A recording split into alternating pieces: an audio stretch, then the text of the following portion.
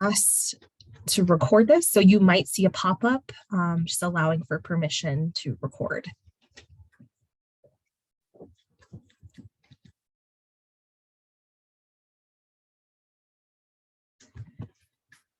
Okay, I'm going to go ahead and get started. Just lovely to see everyone here in the chat. It looks like we've got a diverse group of folks here with us today, so that's always great. My name is Rachel Williams. I use she, her pronouns, and I am the program manager for the Phoenix Center at Anschutz. We support folks who have experienced interpersonal violence within our campus community. Also do prevention, education, outreach as well. So part of that is our monthly series here. And I just want to remind folks that we are available for those of you who may feel triggered or this might bring something up. You can message me privately and we can have a conversation here within the moment. We also are available afterwards. So if you are looking for our services or just needing some support, we are here for you guys. So just know that we are available. Some of the information that we're going to be discussing today can be triggering. So again, just being mindful of how you're doing, check in with yourself. If you need a moment, if you need to take a little walk, take a break, please just do that for yourself during this process. So it's my pleasure to introduce Anna Martinez. Anna is the clinical manager for the Blue Bench and has been working with survivors of trauma as a therapist, social worker, and advocate for over a decade, which doesn't seem possible, Anna, because you look way too young for that. In this presentation, Anna will provide an overview of the brain and body's common responses to trauma and the role that the vagus nerve has in facilitating these responses. She'll also discuss how this is integrated and used in therapy and supportive services for survivors of trauma. So just want to thank Anna for being here today. I will be monitoring the chat. And so if you have questions, feel free to privately message myself or Anna, and we will ask those throughout. If you are feeling brave, you can always unmute yourself and ask the question as well. So Anna, take it away. Thank you so much, Rachel. Welcome, everyone. I know this is a shorter presentation, so I'm gonna jump in pretty quickly just to get us going. And start by giving you a little overview of the Blue Bench. For any of you that are not familiar, we are an organization that does direct services, prevention education as well, case management, therapy, a lot of things for survivors of sexual violence in the Denver metro area and in some ways the Colorado community at large. We have a 24-hour crisis hotline, which is named here, that anyone can reach out to for support. We have case management, we have individual and group therapy, although I'll name that group therapy currently is a little bit on hold. COVID unfortunately backtracked us quite a bit and we're getting through some pretty long wait lists, but I would say that by this summer, we will likely have wait lists open again. We also have post-conviction victim advocacy, which is a pretty unique role for supporting individuals whose cases have gone through the criminal justice system. And if their perpetrator has been found guilty and is in probation, we can provide advocacy there. And we do community outreach and things like this, prevention, education, presentations on what we do and how this all integrates into our work. Rachel already gave a little bit of the content warning, but obviously this presentation discusses trauma and things that may trigger people if you've had any trauma in your life. We all are dealing with a collective trauma of COVID and other things in our society. So please remember to take care of yourselves in this moment.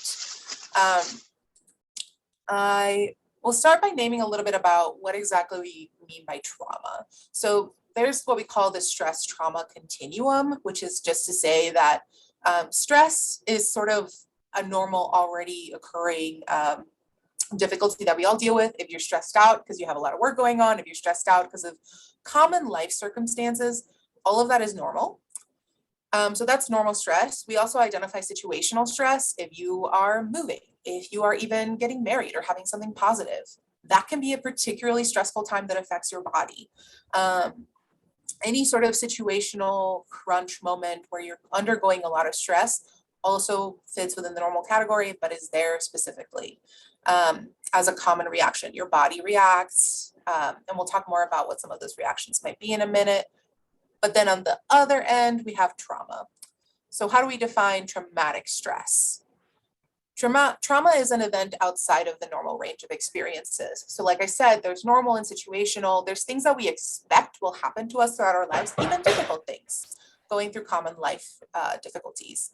However, when there's an event that's outside of that expected normal range, and the survivor perceives a credible threat of death or serious injury, then that becomes a traumatic event.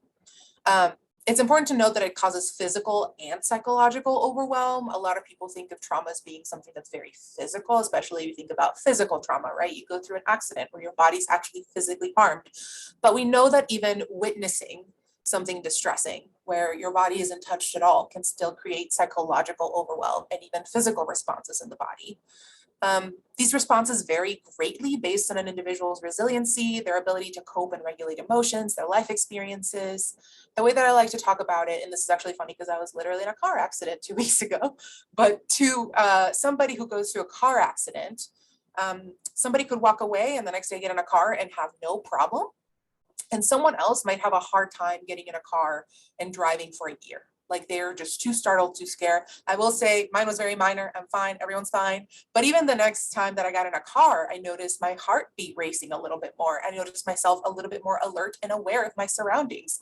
And it was a little bit more of a stressful experience than it would typically have been because of that minor stressful experience that I underwent. That being said, I would say that could, for somebody that could have been traumatic, for another person that could be situational. And that's not to say that the person who experiences that as trauma, there's something wrong with them. It is just all depending on so many variables that we cannot determine for someone else what a traumatic experience is. Another key factor that can be part of a traumatic experience is that it destroys one's previous understanding of themselves, others, and the world. So we're going back to this, car accident example. If you navigate the world assuming that all drivers are dangerous or that getting in a car is inherently dangerous, that would severely impact your ability to navigate the world literally, and also just to feel safe within it. And then the other piece that I want to name is obviously for the blue bench, for us, we're talking about sexual trauma. And that can also have a lot of different implications for how somebody is understood because it is also such a stigmatized type of trauma. How someone is supported, how people around them believe them or not, also impacts actually the severity of the trauma response. So all of these factors impact what someone's trauma may do to them and may impact how they live and move around in the world. So let's talk a little bit about what the body does exactly in response to a trauma. And I like to think about an experience of if you're walking around in the woods and you see a bear, if you're hiking and you see a bear, most likely, assuming that you are scared of bears, as most of us should be, you will not do what you think you would. I think a lot of us think like, oh, I know I learned I should make myself big, or I learned that I should climb a tree, or whatever it is that you've learned. You will not consciously think that through. Your body will react. And it might react by, like I said, climbing up a tree. It might react by you getting bear spray out and spraying the bear. It might react by you waving your arms and screaming. The thing is that that choice is actually automatic and often not a conscious one. Now, let's say that you're actually pretty calm and not bothered by bears and are able to think through it, then that means that this response for you is not a traumatic one because you were not necessarily afraid or cognitively your body was not reacting as if that was a threat. That's not to say that we always react to threats as if they are threats. Actually, somebody who's gone through a lot of trauma might not have a trauma reaction to something that is life-threatening, but it's just to say that in that moment, your body did not have a trauma response. All of this is automatic. It is not conscious. And I named that because I'm going to go through examples of responses, and a lot of people sometimes beat themselves up if they think, well, I had this response, but not that one. Why didn't I do that? Again, this is not conscious. This is automatic. So I'm going to start by laying a little bit of the groundwork of what leads to the body's response, and then we'll actually talk about what those responses are. So the body's responses to trauma, when you see that bear or when you get in a car accident, what typically gets engaged is what we call our autonomic nervous system. So our autonomic nervous system is a system of nerves throughout your body that lead to certain reactions. And there's two parts to it. There's the sympathetic and the parasympathetic. To simplify this for those of us who were not huge neuroscience people in school, sympathetic you can think of as the gas. Sympathetic is what sends adrenaline through your body. It's what sends a message all to the nerves of like, we need to get ready for something really intense. And it can affect a lot of the things that you see in this little outline of a person. Your senses become more acute. You start to sweat more. You might get dry mouth. Your breathing is more shallow. Your heart rate increases, stomach churns. All of these are because that sympathetic nervous system has been engaged. Please forgive me, I cannot turn off my phone, and you're gonna hear that ringing in the background for a bit. The parasympathetic, on the other hand, is actually the brake of this system. So the sympathetic pumps the gas and is like, go, go, go, go, adrenaline everywhere. The parasympathetic is actually known to promote a rest and digest response. It promotes calming of the nerves, it returns to regular functioning, and it enhances digestion. So ideally what happens in the body is if we perceive that we need that adrenaline, if we need to get going for some reason, then the sympathetic comes on. When we're ready to slow down or when we don't need it, the parasympathetic engage so that we can slow down. And you'll notice down here that the parasympathetic, our body's brakes, are tied to what we call the vagus nerve through what is the dorsal and ventral complex, which is fancy schmancy stuff you don't have to worry about right now, but I'll get to it. So what's the vagus nerve? This is the title of our presentation. This is why you're here. Some of you may have been like, I've never heard of this thing. What is it? It is a nerve that extends from the brainstem down to the muscles of the face, the inner ear, the throat, the heart, lungs, stomach, and intestines. So it's a huge nerve. I have a little visual of it here in a minute. And it's a crucial part of that brake that I talked about. It plays a role in helping regulate heart rate. It helps with your immune response, and it helps crucially with digestion. One of the things that make it very relevant for why I'm talking about it today is that it can be suppressed or not as active for people with PTSD or post-traumatic stress disorder, especially if they have experienced complex trauma. And this can have a ton of different effects on somebody. So I'm going to show you a little picture of our friend, the vagus nerve. So like we said, it goes through all of your body. So if you think through kind of your neck all the way down to the bottom of your gut, your stomach, your digestive system, it's there. And something that's important to know is that 90% of the vagus nerve fibers actually go up into the brain, only 10% go down. What this tells us is that the vagus nerve is mostly a messenger and an alarm system for what is already going on in your body. So if there's inflammation, if you're feeling hungry, if there's not enough food, if there's lack of energy being metabolized in your body, the vagus nerve sends that message to your brain so that the brain can then, through that 10% of the nerve, secrete, gastric enzymes, gastric acid, digestive enzymes. It tells it to do something. It helps with that dispersion of adrenaline, norepinephrine, all that kind of stuff in your body. It is associated with some significant psychiatric conditions, mainly PTSD and major depression disorder, but it's also tied to GI disorders like ulcerative colitis and Crohn's disease. And like I said, it's partly because if there's any damage to the nerve or if it's not malfunctioning correctly, those hunger and fullness cues go out the window. They don't work as well, you don't metabolize as well, you have a lot more difficulty with inflammation. For those of you who work with trauma survivors, you might notice there's a huge overlap between some of these pieces. You might notice your clients have difficulty digesting. I know that for me, when I've had clients sometimes bring that up, they're like, is this normal? Like my digestive system is so out of whack, it makes no sense. I don't understand how this could be related. And actually, partly it's because of this. It's because the vagus nerve gets overwhelmed, the brakes don't work as well, and then we lose some of that ability to regulate some of these items. So that, before I go into the next part, I'm going to pause because I've been talking a lot, and I'm going to check. Rachel, are there any questions, or does anyone have any question you'd like to ask before I move forward? There aren't any in the chat yet. Feel free to pop them in the chat if you have any questions. I'll pause a little bit further down the line and address them. But I just thought before I go into the responses, I would check. I do have a question for you. So a lot of the folks on our campus are going to be entering like the medical field, right? And so I'm wondering, if a patient comes in and they are exhibiting the bottom half, right? So they come in and they're having some GI issues. At like what point would someone be asking these questions to really distinguish, like, is it a GI issue on its own, or is it something that involves the trauma, past trauma? Well, part of it is that it could be both, right? So we don't want to, obviously, I'm not a doctor. That is not my medical background. However, I think a lot of the questions that you would naturally ask to diagnose, it helps to have the thought that, hey, trauma could be linked to this in the back of your mind.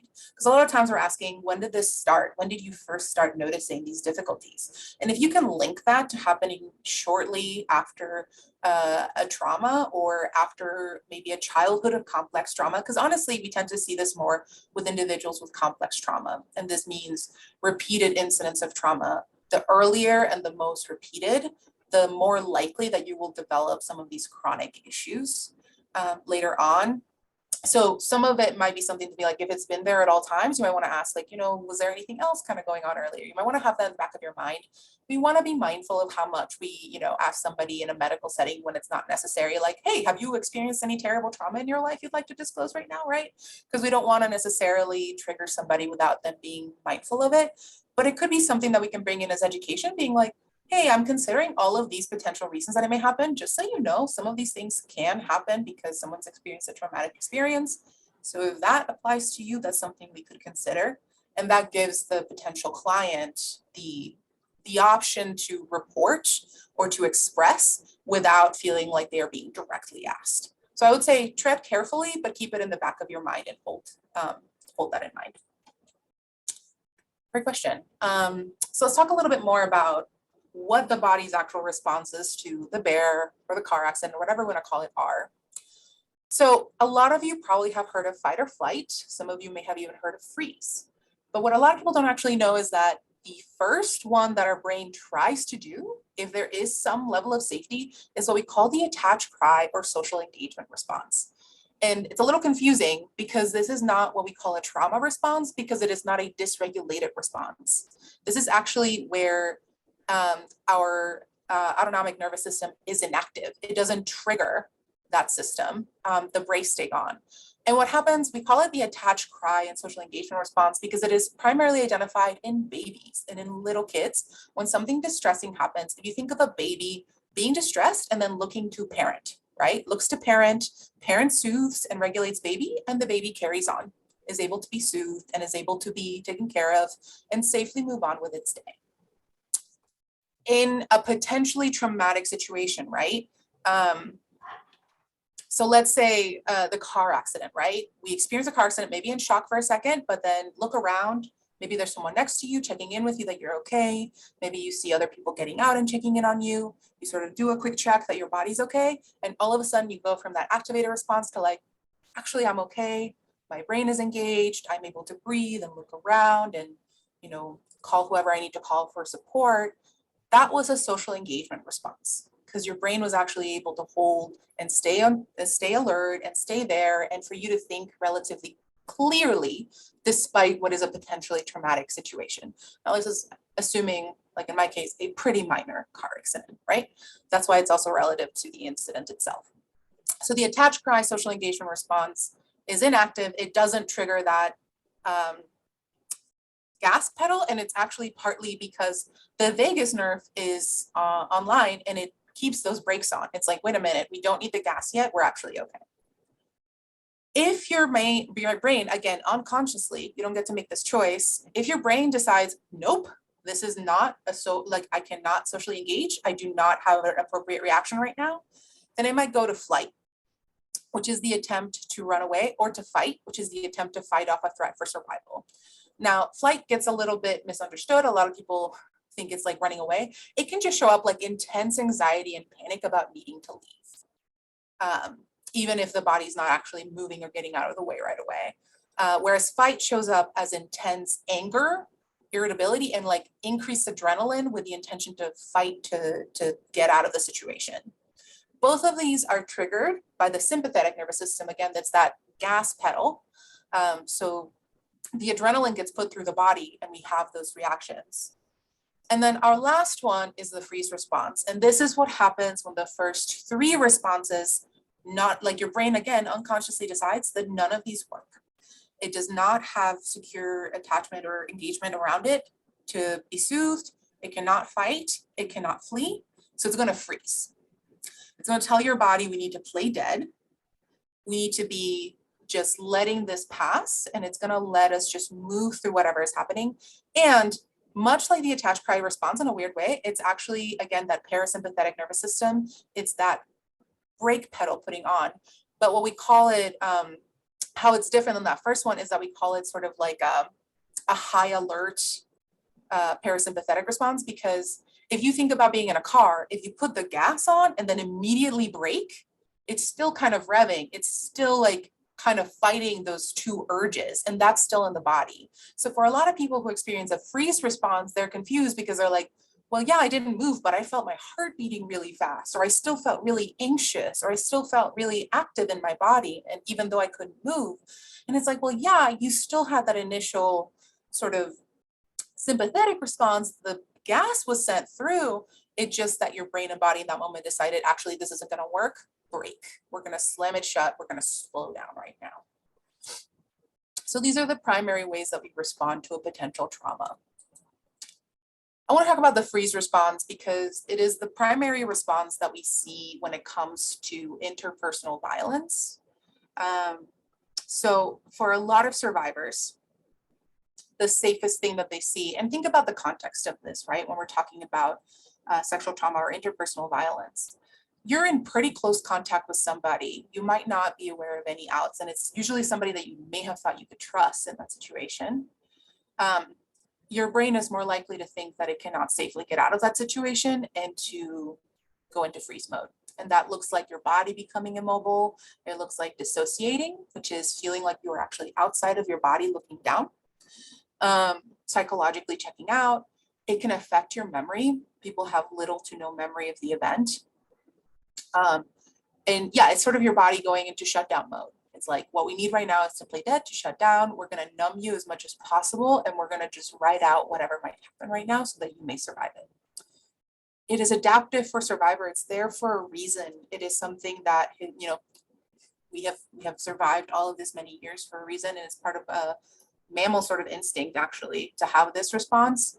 And it's automatic. Like I said, it's not conscious. And because it's such a common response to sexual assault, it unfortunately does lead to survivors having some negative effects because of it. They often feel guilty. They feel a lot of self-blame and shame because of the freeze response. They think, I let it happen. I should have run away. I should have fought back, all of that kind of stuff. So for any of you who do ever come in contact with a survivor, one of the main things we name is that it's important to remind the survivor that the freeze response is automatic. It's not a choice. And that might not always be comforting. You know, I do have clients for whom it's like, yeah, I know my body froze, but I'm still mad at it. And I'm like, that's fair. We can be mad when our bodies do things that we don't intend for them to do. We can be mad at a lot of these items, and it still helps for them to acknowledge and know why it's happening. I also want to name one final response that's actually a new one for any of you that may have heard of the fawn response. The fawn response is a newer concept, and it is triggered when a person responds to threat by trying to be pleasing or helpful in order to appease and forestall an attacker. I believe it is this, and according to Pete Walker, who's one of the people who coined the term, said, I believe it is this response that is at the core of many codependence behavior. So what does this mean? If you've ever worked with survivors of intimate personal violence, of domestic violence,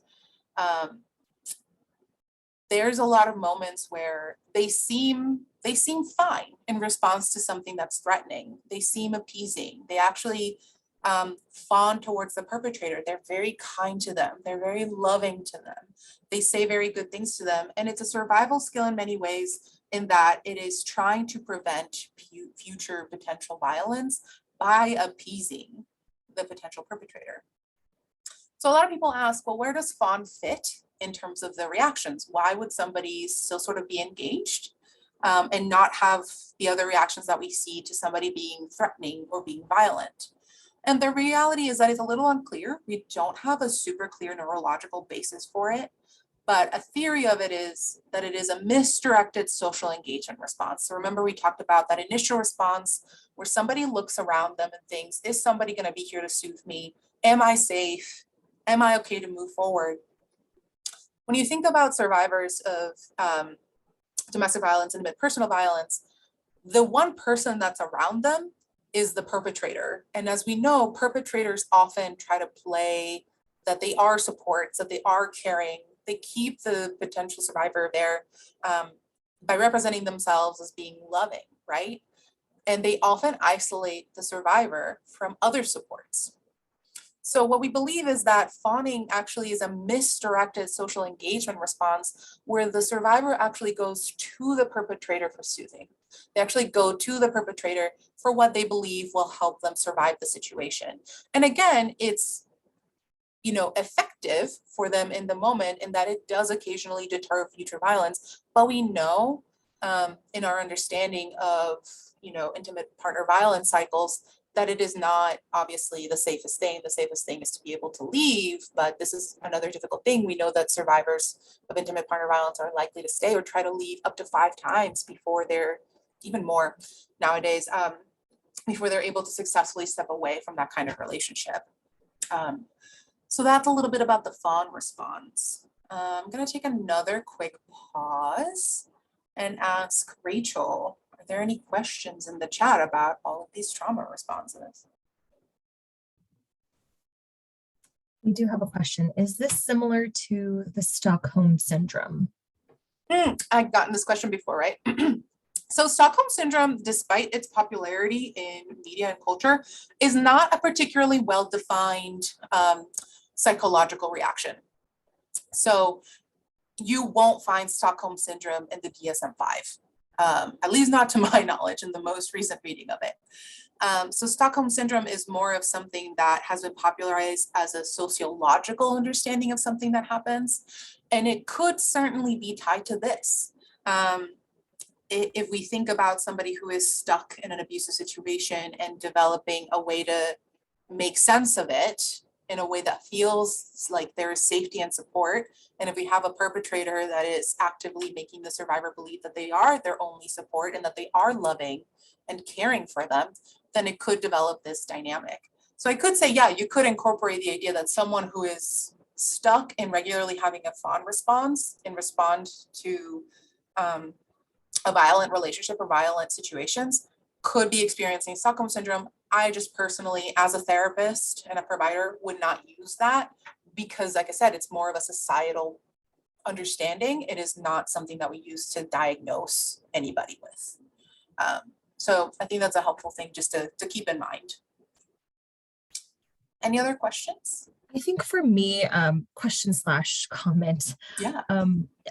Working with survivors who maybe aren't ready to leave or don't want to leave, my advice is to other advocates is, relationships are complicated and I can't say for sure, like, I know what the best plan of action is for you. Like it's your life, it's your plan. Like, can we support you and help you navigate what that looks like? Yes. But something that you had said had brought about, like, maybe there's again, like, knowing isolation is a huge part of that. If no one can tell you like what's happening to you is awful and wrong and it's just the norm, I think there's those societal complexities right there. But also I'm thinking about like trauma bonding, and when you experience with trauma there is that attachment piece, right? And so, and just thinking about like the fawn response, I'm wondering if those play together. And if so, it's like, if the only one person around me is someone I'm experiencing trauma with, it's almost like unclear as if that is bringing us together or not.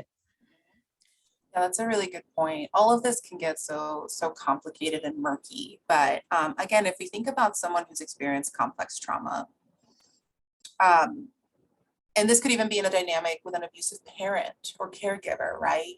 Where the person who's supposed to care for you, the person you're supposed to go to for that social engagement response is also abusive, then that does sort of inherently from a very early stage mess with your understanding of what safety should look like, what someone's safe attachment should look like. And what this ends up looking like, I had a client who explained this beautifully to me. They were talking about going to a family member who had historically been abusive, but was one of the few family members they had left in their life. And they said, going to them is sort of like having an apple when you're starving. Like, it's not necessarily, it's not going to fill you up. It's not the most nutritional, dense thing. It's not going to last long. But if you're starving, it's all you have. So why wouldn't you eat the apple? And that really clarified for me how someone would go back to somebody who has, in our heads, I think if you've had a pretty stable, secure upbringing, if you don't have that much trauma to you, you're like, why would you ever go back to someone who's done X, Y, and Z to you? Why would you try to seek it there? And when you think about it, well, when someone's really starving for that care and attention because they didn't get it, or because they've had a lot of ongoing trauma throughout their life, it makes sense that unfortunately they do end up with somebody who is not that healthy, who is not going to necessarily give them all the nourishment that they need, but who is perceived at that moment to be good enough to meet the basic needs that they're looking for in that moment. So in terms of trauma bonding, it can lead to people who, and sometimes I don't want to assume that it's always a perpetrator survivor dynamic. Sometimes even people who are well-intentioned survivors who are coming together and trying to create a lasting relationship can often trigger each other a lot because of that difficulty in building health and safe connection. But even in a perpetrator and survivor sort of dynamic, it ends up coming from a place where someone's just trying to do the best that they can. And perpetrators often target people who show and display likelihood of these sort of responses. We know, unfortunately, the statistics are that if you have experienced one instance of sexual violence in your life, you are statistically a lot more likely to experience another one. So we know that people who have, and this is hard because a lot of people are like, well, is there something I'm doing wrong? Survivors are like, am I giving off vibes? Am I doing something that's just making me unsafe? And a lot of times it's not that easy, but it is that sometimes because of trauma responses getting activated in certain ways that I'll get to, you do end up finding yourself in situations where someone may take advantage of you. And that is not ever to put the blame on the survivor. It is actually to put the blame on perpetrators who are savvy and able to be on the lookout for those signs and to take advantage of people who are under-resourced and under-supported. And to your point, Rachel, earlier about isolation, one of the things that we can do, even with somebody who's not ready to leave a relationship, is just to let them know that we're there available as supports, right? Just to make them aware of I think a lot of people get frustrated with their loved ones who are in abusive situations and are like, oh, don't talk to me about them ever again. I'm not going to deal with you if you don't leave them. And that is honestly, I understand setting boundaries if you don't have the capacity for that, but that is actually feeding to the isolation. So being able to say maybe a healthy boundary of, hey, I don't necessarily want to talk about this all the time, but just know that if you need to leave, I'm here with resources, or I am happy to connect you with someone, or I'm happy to talk. Whatever you can do to help that person know that there are other supports and other resources is already a great preventative step. So I do want to talk a little bit more about some of the brain stuff, and I'll answer more questions in a bit. But so getting back to our responses, I love this graph. I know it can look a little intimidating, but it gives us a really great breakdown of what's actually going on in the body in response to an incident. So again, the nervous system with a neuroception of safety. I love that neuroception. So again, it might not be that it's actually safe, but your brain is understanding in that moment that things seem like they are safe. And what that leads is to that social engagement response. We're feeling calm and connected. We're settled. We're curious. We are able to be mindful and in the present moment. And this is part of the vagus nerve's ventral system. So for those of you who are biology nerds, the vagus nerve has a ventral side, and that's usually the front side. We think the ventral means like your stomach, so the part of the nerve that faces your stomach, and a dorsal side, which is the back. So the ventral part of it is what kind of gets to the safety piece of it. If your brain decides, nope, we are not safe, but it decides I can fight, I can do something about this, it will try to go into a fight response, your rage, anger, irritation, or a flight response to move away, fear, anger, panic, or fear, panic, anxiety, that kind of stuff. And that's that autonomic nervous system increasing your blood pressure, heart rate, all that stuff. You see that fuel, all that stuff go up, heartbeat racing, your adrenaline going. And then let's say it decides I can't actually fight or flight right now. Then you hit the freeze response. And you'll notice again, because the gas and the brakes are going at the same time, you still feel that high heart rate reaction, but it slowly starts to go down is what we tend to see in this little bump. And this looks a lot like feeling helpless, feeling depressed, numb, dissociated, feeling shame, trapped, and then you deactivate. And the body naturally is intended to go back to stasis. It's intended to go back to a state of being neutral. And so unless you are actively facing something, right, we could be in one of these or move in and out of some of these and stay activated for a while, but eventually your body will crash. Like it cannot stay in a state of threat forever. So think about what this means for soldiers in active war who are like, they're constantly dealing with threats to safety, or somebody who's, dealing with chronic trauma day in, day out. At a certain point, your body will crash, and likely instead of going back to social engagement, it'll kind of stay in freeze, but down here. It'll just be run out of energy, and some of these things might still be present, but it's just crashing. So that's a little bit of a visual to give you the body's responses. So I want to take a quick note about how memories of trauma are stored a little bit differently. If I had more time, I would go into the parts of the brain that lead to this, but I know we have a shorter presentation today.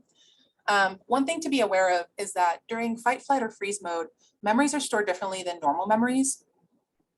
So normal memories are stored in what we call the hippocampus. It's part of the brain that just, I like to think of it as like the historian, the librarian of the brain. It just kind of keeps everything in order. And instead they get stored in the amygdala. And the amygdala is what deals with bodily sensations and emotions. So what this looks like for survivors is that instead of having cohesive memories that look like a story, they end up sort of having sensations, images, emotions related to it, but it doesn't always come together in a cohesive story that makes sense.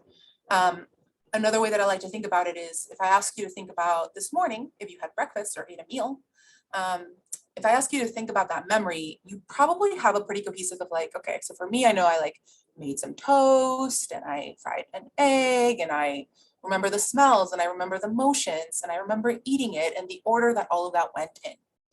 If I had been in an activated trauma response doing those motions, I might remember the smell and I might remember the taste and I might remember a few images here and there, but I don't have all of the pieces coming together into a cohesive story.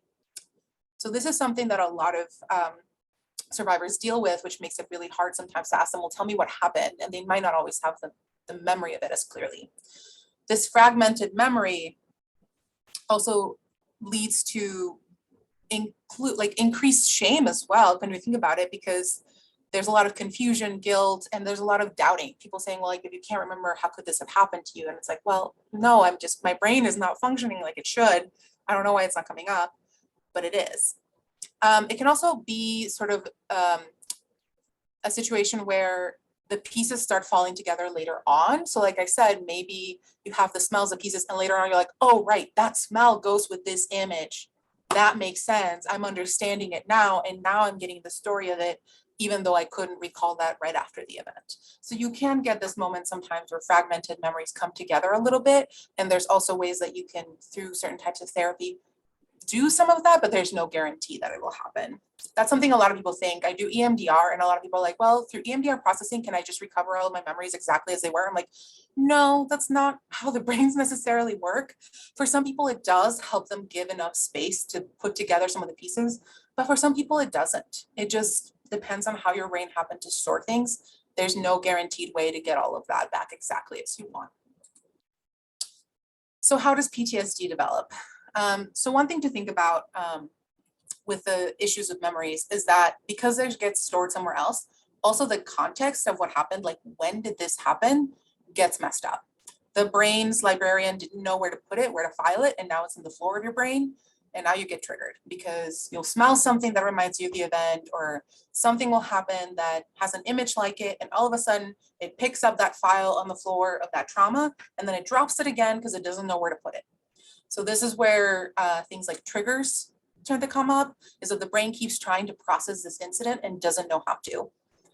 And this often leads to what we call a broken alarm system, which is how PTSD develops, because your brain will get that memory, will have that flashback, will have a response, and all of a sudden, your autonomic nervous system, your gas and brakes get put online. You get triggered and all of a sudden you have a flight or fight response, or you freeze, or something happens because your brain thinks danger, danger, danger, even if you're just going about your day, doing something really usual, there's not actually danger, the alarm system will go off and you will have one of these responses. So I'm going to briefly go back just to name what some of those responses might look like for somebody after the trauma. So if they get triggered and they have a flight response, like I said, it might not be that they leave wherever they are right away, but that they get very panicky. I get a lot of survivors who say they just get so overwhelmed in public spaces that are crowded. They just feel like they need to get out. They're so activated. They just feel like it's too much and it's hard to breathe. Or they get fight responses. If you've ever worked with a survivor who seemed to like just go off on something that seemed fairly minor, they just get really irritated and they just yell at you sometimes, even if you're meant to be like a caring person, they're likely having a fight response. They're triggered, and that their body thinks that they need to fight to get what they need. And that's just where they go. And then on the other hand, if you get a survivor who seems really disconnected, really numb, really not there, part of it is that they're dealing with a freeze response.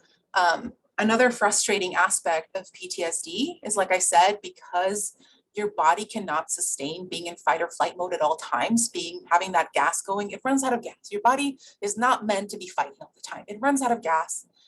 What a lot of survivors experience is that they go from fight or flight to freeze, to fight and flight, to freeze, to fight and flight, to freeze over and over again. And they're just perpetually exhausted. It just is really hard to live in this space because they get set off by all times, because again, that alarm system is broken and everything is now setting off the body like it's something that's wrong. So that makes it difficult to process memories intended. It creates an overactive nervous system, and going back to that vagus nerve, it leads to your vagus nerve not functioning as intended and to losing control of especially the brakes. So think about, what does this mean for your body if it can't use the brakes very well and you're constantly anxious and you're constantly irritable and you only get to the brakes once you run out of gas? Pretty hard life to be in, right? Like it's just a pretty exhausting cycle for somebody to experience. Now this makes it sound like, it's pretty dreary.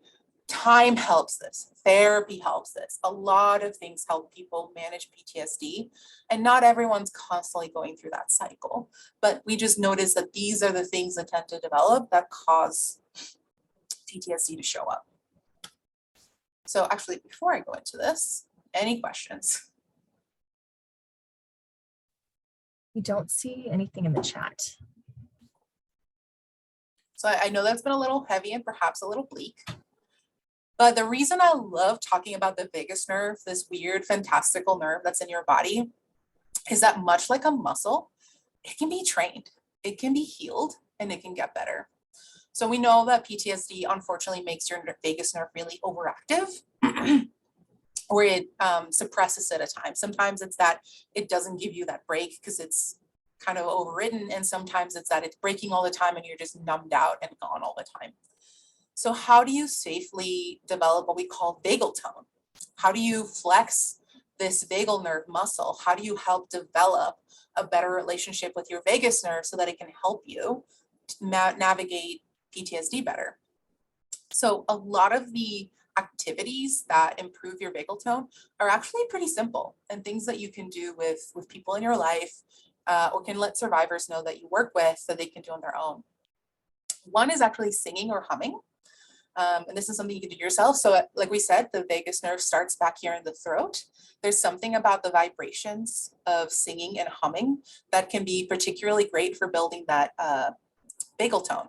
It can be really great for helping the vagus nerve be stimulated in a safe way and continue to build those senses. Deep, slow breathing. There's a reason why I don't know if this is true for everyone, but I'm a therapist and I see the memes. There's a stereotype that a lot of therapists just tell you to breathe all the time and that's like the first thing to do.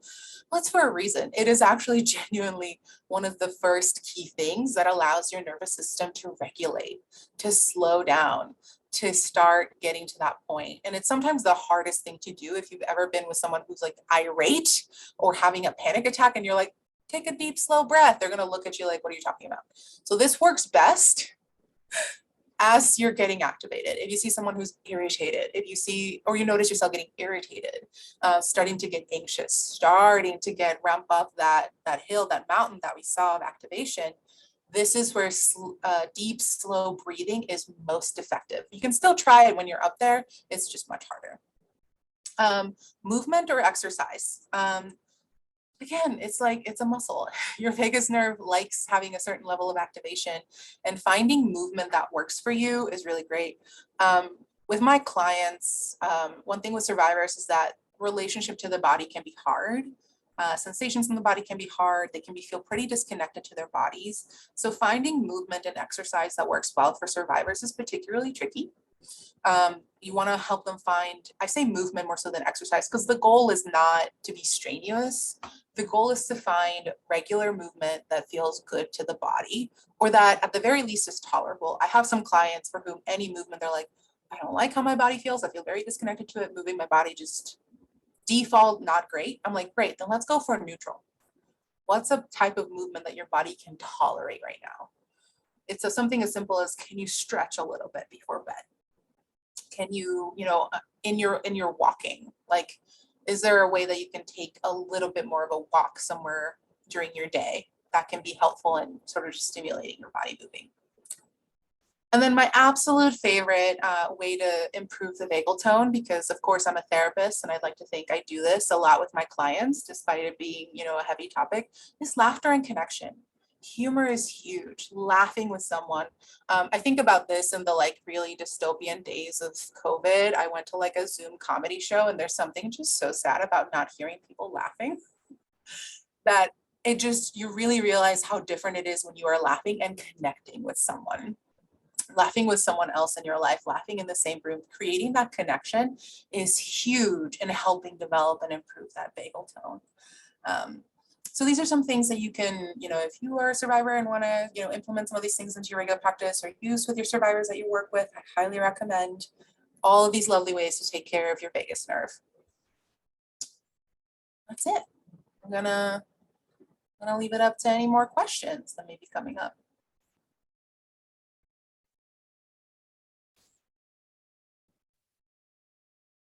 I will just comment that as a provider that also provides like one-on-one advocacy for folks, I always try to be mindful of creating a space where they feel comfortable, but also on the way out, I try to make them laugh. Right. And some people are like, well, why? You're talking about like the really serious things. Obviously, like know the appropriate time and place. But for me, it was always like self-care. But now that I know there's like, fancy schmancy things going on in the brain when we also are able to like reset our vagus nerve. I think that just helps me to like keep that in mind as well. Because obviously the things that we were talking about in trauma and where we're working with survivors can be really, really heavy. And so knowing that that will reset them a little bit, I think is major. Yeah, huge. And it's so, yeah, it's simple things, and we already do it naturally. I think this is another wonderful thing about the body. I think it can get so bleak when we talk about, well, PTSD and the body systems and all this stuff gets really hard. We have to remember bodies are also extremely resilient. Even if someone hasn't received therapy, just getting connection from a loved one, being able to do some hobbies that they enjoy on their own can make do wondrous things to help them in their healing journey. So I also try to remember that, like humans are intended to be resilient, where our bodies are built to be able to get better, to be able to rebuild and recover. So despite this, I mean, obviously I wouldn't have been doing this for as long as I have if I didn't believe in it being a extremely optimistic and hopeful field. And I think it's also important to like remember our self-care, and like laughter for me is vital. It's important. Even most of the time I'm laughing at myself. That's okay. Just creating a space where we can also relieve some of that vicarious and secondary trauma. Yeah, thank you for naming that, because absolutely, we so experience it ourselves as well. Like I said, witnessing someone going through this can have the same reactions for you as well, right? So I think about this for myself. I'm also getting self-soothing if I practice breathing with my clients, if I laugh with my clients. That's also taking care of my vagus nerve. Doing this co-regulating can be so wonderful. That's actually something that I realized that I've been missing as I've moved into more of a managerial role. I'm not doing as much therapy in my day-to-day. And I'm like, oh man, I miss taking deep breaths with my clients. I miss practicing some of these skills. And I laugh with my supervisees, like, don't get me wrong. But it's like, sometimes I realize I'm not doing a lot of the things that I was doing when I was doing a lot more therapy, because you learn to co-regulate. So you have some shout outs, great information, great presentation. Thank you so much. Super interesting perspective and a lot of phenomenal information. I will second that. There's a question about accessing the recordings. So you can find all of our recordings on our Phoenix Center and Shoots website. I put it in the chat. I can copy that link for folks who, I think if you come on late, it doesn't quite show that. But I put Blue Bench's link there as well. So if you have questions for Anna or anybody, if you're looking for support through Blue Bench, that can be accessed through their website. And then we do have a monthly presentation series at the Phoenix Center. And so all of our presentations are located on that website. So you could see that. Give me like an hour or two to get it on there, but we will put it on there. So folks can rewatch that. It's a lot of great information. So it doesn't look like there are many more questions. I'm going to hang out for a little bit. So if folks have questions about my work or the Blue Bench, I can be here to facilitate that.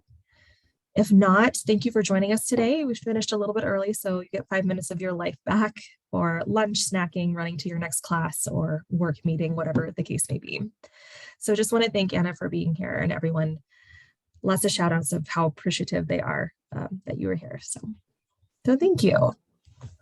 Yeah, thank you all. And absolutely feel free to, you can just email the info at the Blue Bench and direct to me if anyone has questions specifically for me. But looks like there's a question about a longer presentation that you typically provide. Yes, we do a neurobiology of the brain presentation that includes this and a little bit more depth about some other parts of the brain. You can request it from the Blue Bench. I think we have a version of it on I think if you go to the Blue Bench website, there's another version that's just called like the neurobiology of the brain from one of our previous trainings on our YouTube page. That one and this one will probably cover everything that's in the 1.5-hour version, but you can also contact the Blue Bench and request a presentation. That's the thing, if you have an organization, you'd like me to come in. I also like to specify it to any particular population that you may be working with. Yeah, feel free to request the training or check out our website.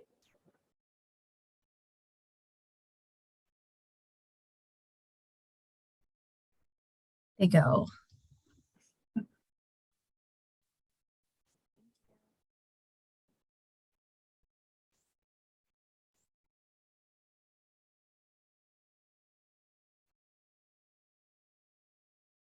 Always like to see who's the last one. Yeah. It's always funny to me. Yeah. Well, thank you so much. That was amazing. Oh, thank you. I was like, I feel like I'm rushing, but we got there.